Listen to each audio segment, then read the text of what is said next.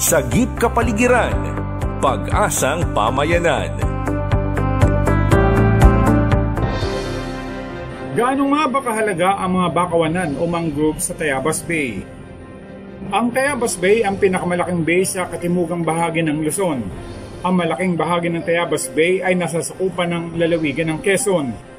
Ang nasasakupan nito sa lalawigan ng Quezon ay ang mga bayang sumusunod: Sariaya, Pagbilao, Padre Burgos, Agdangan, Onisan, Pitogo, General Luna, Katanawan, Mulanay, San Francisco at ang Lucena City. Sa mga lugar na nabanggit, isa ang bakawanan ng Pagbilao Bay sa masasabing malawak. Ito'y tinatayang may humigit kumulang sa 700 hektarya. Makikita ito sa Ilog Palsabangon at sa mga sanga ng ilog na tumatagos sa Pagbilao Bay na bahagi ng Tayabas Bay. Kasama na dito ang nasa 150 hektaryang Pagbilao Mangrove Experimental Forest dahil sa lawak. Ayon sa mga dalubhasa, protektado mula sa malalakas na alon ang isla at baybayin ng mga komunidad nito tulad ng mga isla ng Pagbilao Grande, Dampalitan at Patayan.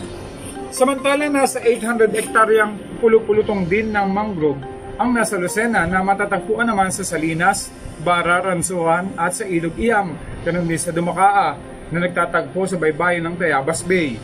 Meron din sa Dalahican at sa Talaw-Talaw, sa ilog ng Nabotas at Kulong-Kulong. Meron din ito sa area ng Sariaya, Padre Burgos, Onisan, Agdangan, Pitogo, Macalelon, Katanawan, Mulanay at San Francisco. Mapalad ang mga lugar na may bakawanan pa dahil ayon sa mga eksperto, hindi lang ito pananggalang sa bagyo, tsunami at mga sakunang dulot ng kalikasan kundi pinagkukunan din ito ng hanap buhay at pagkain. Mahalaga ito sa mga samot-saring buhay o biodiversity.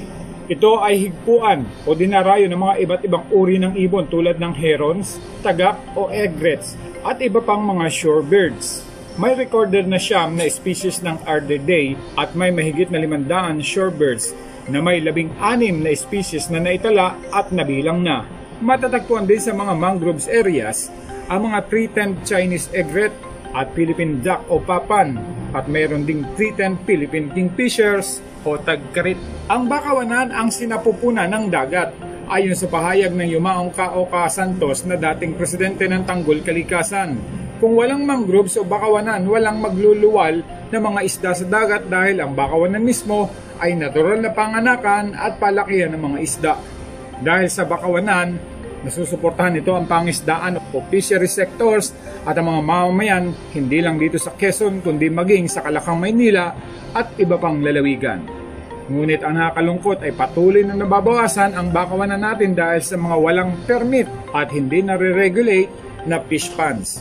Infra projects, halimbawa na sa lungsod ng Lucena, may ginagawang tulay ngayon sa pagitan ng Mayo Parada at Talaw-Talaw na tatago sa natitirang mga mangrove forest sa ilog ng Kulong-Kulong o Nabotas. Nandyan din ang mga walang permits na nagsasagawa ng mga boulevards, seawalls, bakod at iba pang pribado at pampublikong reklamasyon. Isama pa ang mga tinatayong mga ports, industrial buildings na nasa baybay dagat tulad sa bayan ng Sariaya. Ang quarrying ng mga baybaying dagat sa pagitan ng San Juan, Batangas at sa Sariaya, Quezon sa bunganga ng malaking Tubig River. Ako si Randy Remontigue at ito ang Sagip Kapaligiran.